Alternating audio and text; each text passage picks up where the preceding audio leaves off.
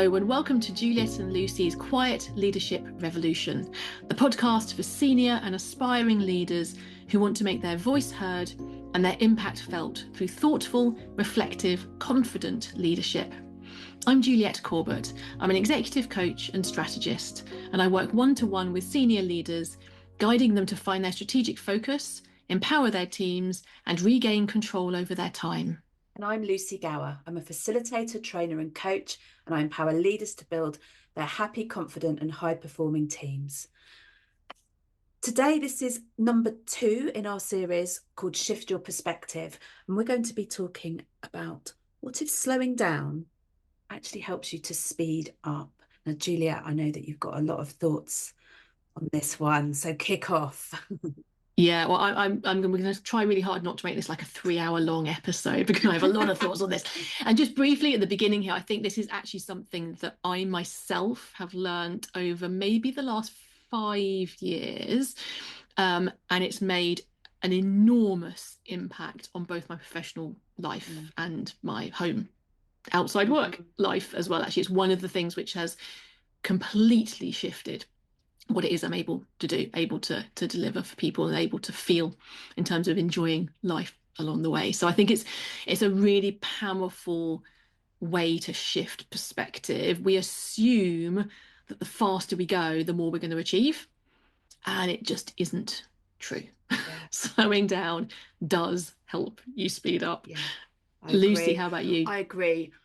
I want to acknowledge that it's really easy to talk about it and say it. And from my own personal experience and learning, it is much harder to do.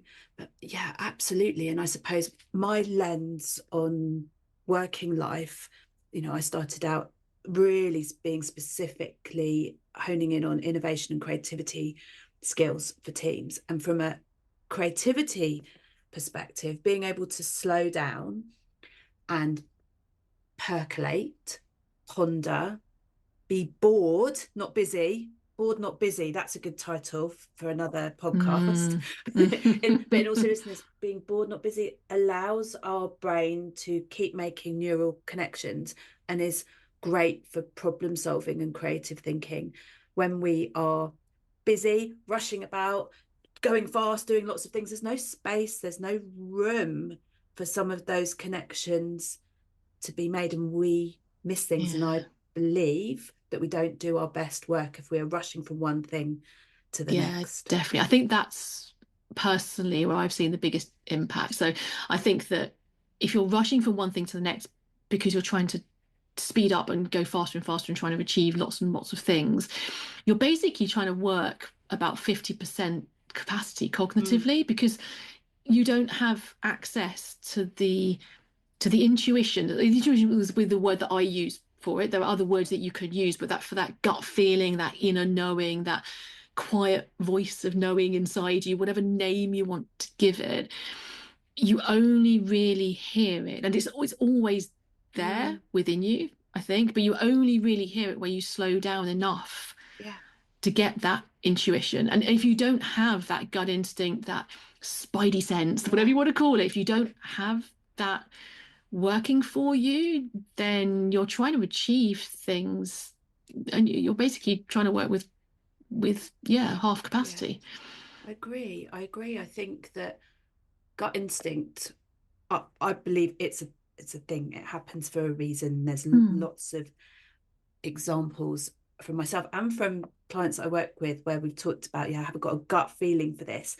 And very much, when I'm doing the part of product development where we're thinking about, how can we test this out? What does that look like in terms of meeting the needs of our audience? Gut feeling is one of the considerations in there, and it is not a good idea to put it to one side. So I agree, to be able to slow down, to take even a moment to go, what does my gut tell me? It's really important.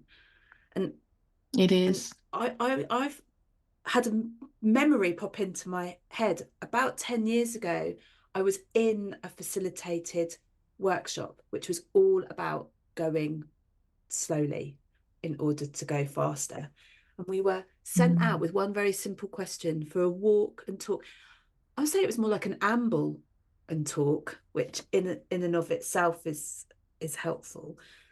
And there was a small question to answer, and the conversation petered out. And then we probably walked in silence for not very a few seconds, not very long. And then it was like our brains kind of went ching, and there was a new line of thought because we'd given that much space. If we hadn't been given that much space, Yes. that second lot of thinking, there wouldn't have been time or space for it. And Yeah. I'd forgotten about it until we started to talk about it. And that was such a powerful thing. And I definitely do my very best to create that space when I'm facilitating workshops for those second, third conversations to percolate. Yeah, it's a really powerful thing, isn't it? That idea of the walk and talk, but having enough time to use silence. And one of the things that I've learned within coaching is that the power of silence is incredible. And then also asking kind of what else Yeah. a couple of times so that people get a sense of, okay, so I've given the obvious answer to the question that I'm considering. What else is important? What else comes to mind? Hopefully not asking it too many times, it gets frustrating for the client, but enabling and encouraging them to access Yeah. deeper levels cognitively. And or normally the first answer that comes to people's mind will be a thought they've already Yeah. had. So you're not actually deepening the thinking, particularly it's something that's already been rehearsed Yeah. as a thought process. And it's when you have that silent moment to make a new connection or to delve a bit Yeah. deeper cognitively, then you bring up something else. And actually, there's that experience of, I don't know how this is relevant, but this is just bubbled to the surface of what I want to say next. And people will often say, that doesn't really answer the question. And then right, it doesn't really answer the question, but actually the question was the exact phrasing of the question was irrelevant. The information they've shared is important to the topic that we're talking Yeah. about. And that is a great example of slowing Yeah. down, hearing something, you've got gut instinct, some intuition, and then exploring what new connections and new ideas occurred. I'm guessing that's what happened in that walk Yeah. that you remember. Yeah, absolutely. And there's a couple of things that you've said that has sparked some thoughts. So one, that piece around silence, completely agree. And we talk about Mm, that in episode, I think it's 16 on listening. Um, and for coaching, leaving that space and asking what else is kind of part of the core of working one to one with someone. I've used it in workshops as well, which is really, really powerful. So um, asking for people to come up with thoughts and ideas about a particular topic. And I remember one time in particular where we asked, people came back with really good ideas. We asked people to cross out everything that they'd thought about before or knew how to do and go away for another 20 minutes and mm, have another go.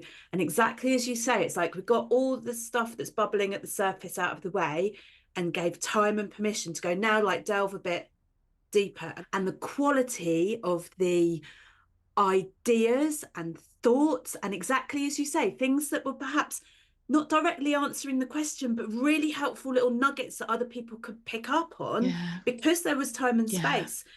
It happened. And it only was another 20 minutes of time and space. If anyone's listening thinking, well, that's all very well, but I've got a list as long as my arm and there's no way I can carve out any more extra time. We're not talking yeah, about days here. We're talking almost about micro moments sometimes, but in this particular workshop it was another yeah. 20 minutes and the quality of ideas was exceptional. Yeah, yeah, absolutely. So I want to honor what you said earlier about this not being easy, especially when you're in a busy leadership role. It isn't easy to slow down. But what hopefully you're hearing from us today is that it's really Mm, important. And at least let's go away with you having a sense of wanting to try mm, this. One of the things that I think is a side effect of slowing down is that it forces you to cross things off your to-do list, which are less important yeah, than others. So it forces you to figure out I don't have time to do everything on my list. What is it that I do need to do? What is it that's going to be the most effective way to deliver whatever the end result is that I'm trying to achieve? And so when you've got that mm. focus, which by the way is another byword for strategy, when you've got that focus, slowing down enables you to do a really good job of the things that are really important, and you've been forced to cut some other stuff off your Yeah. list, which is a byproduct of slowing down, is very powerful in Yeah. itself. There's two things in that as you're speaking. One, the act of slowing down and thinking, for everything I'm doing, maybe I need 5 or 10% more time to give me a little bit of cognitive space. And also, slowing down can help you to look at that list and go, okay, what are the things that are going to make the most impact? Are there things there because I've just said yes by accident and I didn't really mean to? Or are there things on my list that I've got no intention of doing, but yet every week or month I put them onto my to-do list again, and they're starting to like weigh heavily on me?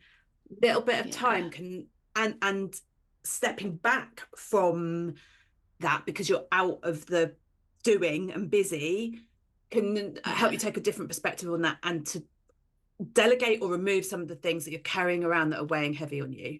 And it's amazing how much easier it becomes once you have started to slow down. So there's a kind of virtuous cycle that could happen here, but you've got to take positive action to help it start as a cycle. So that idea that once you've started to slow down, you've carved out little micro breaks in your week. Once you've started the process, then you can start to see with more clarity what else actually. I kind of put it on my list as a someday maybe idea. I think that's a David Allen getting things done concept, but I think it's a someday maybe idea. You know, this is a great idea. I'm not actually committing to doing it. Someday maybe I might do this. So this virtuous cycle just starts with a small amount of behavior change. And actually, we can talk about it briefly now, but I'm going to point people also to our very first episode number 1, Making Time to Think. Lucy, there was a reason we recorded that one as the very first one we recorded, because it's like a foundational skill set, if you like, to get some of those ideas for how to get this virtuous cycle kick-started. But in the short term, Lucy, what's the one thing that you might recommend to a leader if they want to try and slow down, to speed up? So what I see happening a lot is that leaders feel out of control with their diary and their time. Meetings get put in their diary. They are managing up, down, and across. And I think there's a little shift of, you are in control of where you spend your time. Sometimes it can be very difficult. Sometimes it can involve pushing back and saying no. But take back control and see if you can just start really small with a tiny habit. See if you can carve out 5 minutes a day, somewhere in your day, which is about doing nothing, stepping back, going slow. Maybe you already have some of these habits. Maybe you already meditate. Maybe you do some of these things. Maybe you have a boring car journey.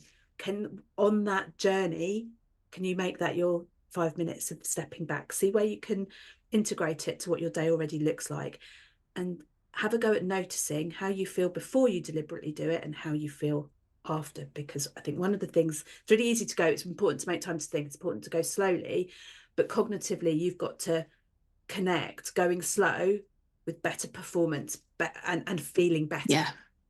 So that would be my definitely. That would be my tip. What about you, Juliet? So I'd agree with everything that you've just said.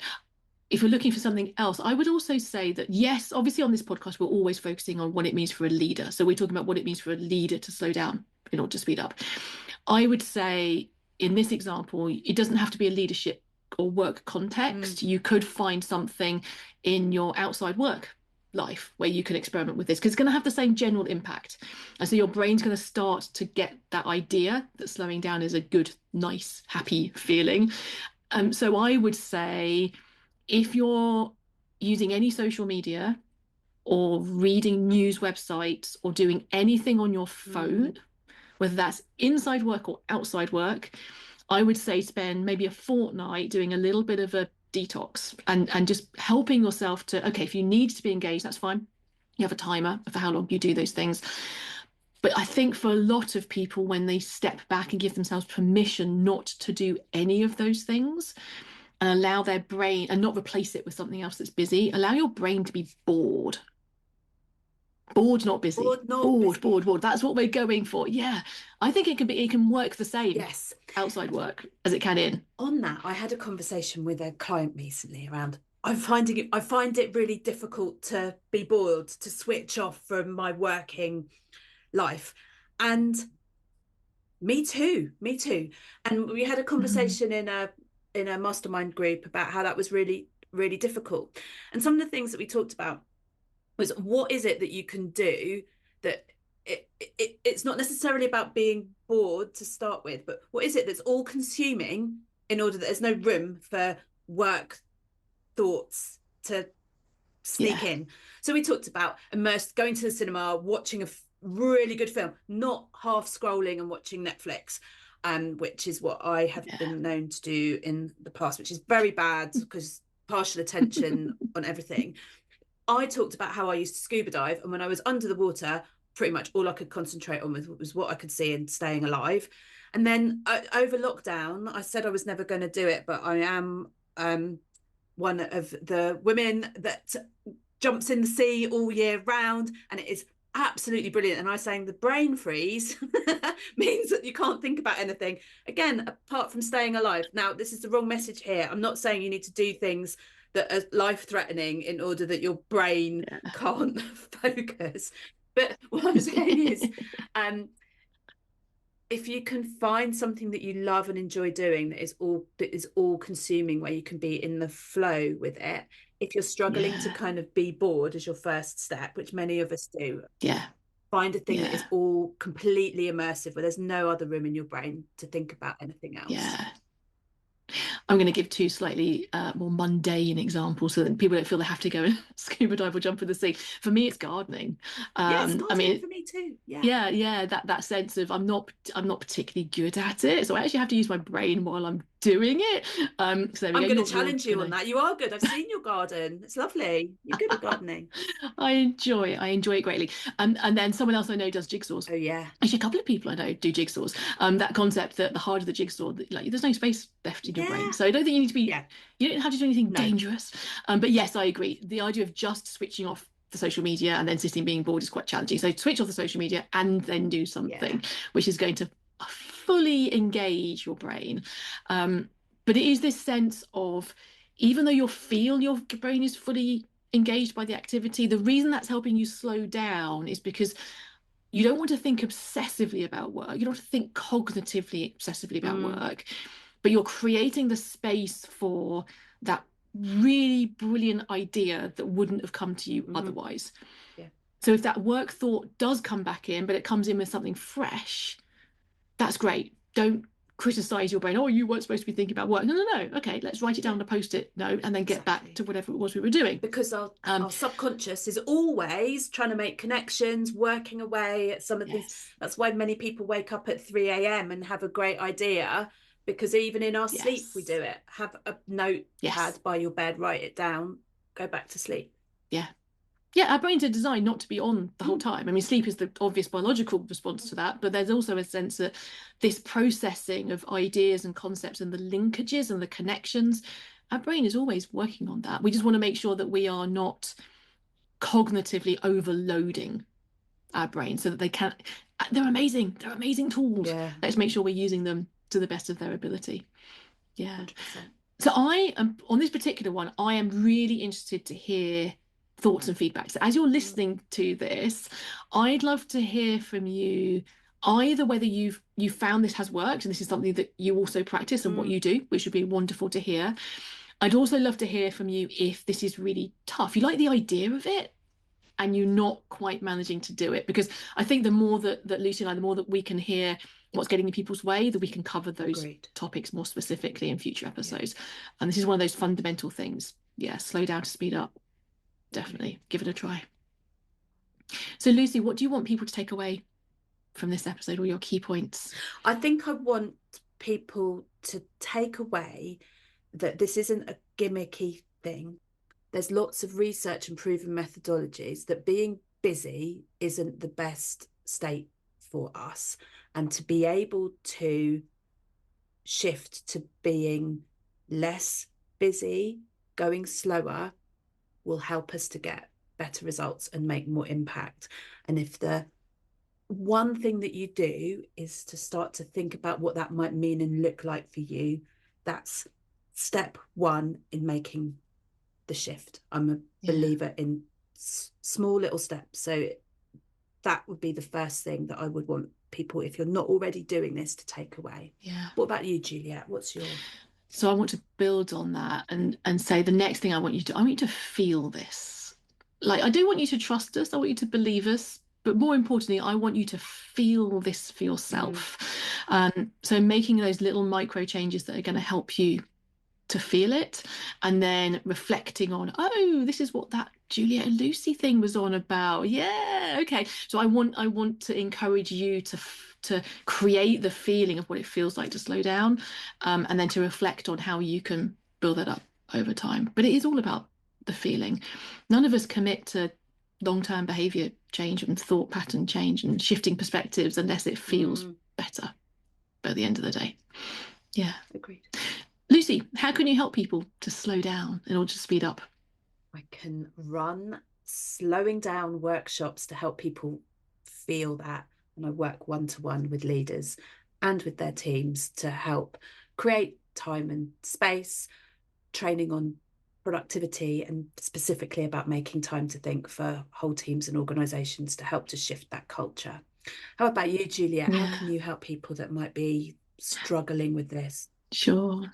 I love, first of all, that your voice slowed down as you were saying that, that sense of calm. It's wonderful, lovely. Um, yeah, no, it's very similar. So, two ways, I suppose. I mean, coaching is itself a space to slow Mm, down. So, each coaching session is an opportunity to slow the pace. And then, pretty frequently, I'm talking with coaching clients about how they can slow down in other parts of their life, their working life, so that in order they can kind of harness the power of this opportunity to speed up the results that they're delivering. Yeah, so fantastic. get in touch if you're interested in some one-to-one coaching. So thank you for spending this time with us. Don't forget that if you want to make your voice heard and your impact felt, you need to give yourself the space to think, the courage to lead, and the confidence to adapt. I'm Juliet Corbett, an executive coach and strategist, working one-to-one with senior leaders. And I'm Lucy Gower, a facilitator, trainer, and coach, helping leaders develop high performing teams. Join us next time for the Quiet Leadership Revolution.